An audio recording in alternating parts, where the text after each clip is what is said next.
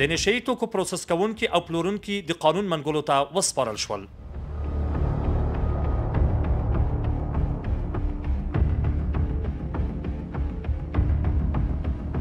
د کورنیو چارو وزارت د نشه یي توکو پر وړاندې د مبارزې معینیت ځانګړي ځواکونه د خپلو پلټونکو عملیاتو په دوام په پوره مېړانې او ژمنتیا سره د نشه یي توکو د پلورونکو او پروسس کوونکو پر وړاندې عملیات ترسره کړل.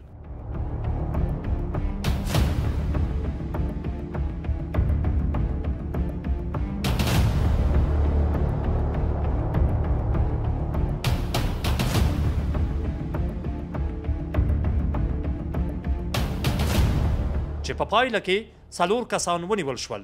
نیول شوي کسان به له څېړنو وروسته عدلي او قضایي ارګانونو ته وسپارل شي.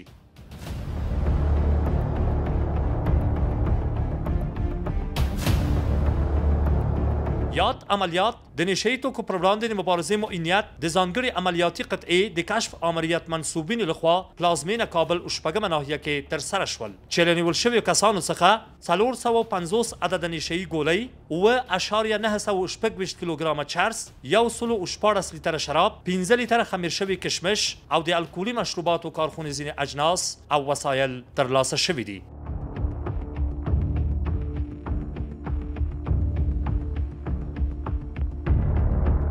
په اړه یې د نشه یي توکو پر وړاندې د مبارزې معینیت د ځانګړو قطعاتو د کشف آمر مولوي احمد الله سعد زرګی د دې عملیاتو په اړه داسې وایي.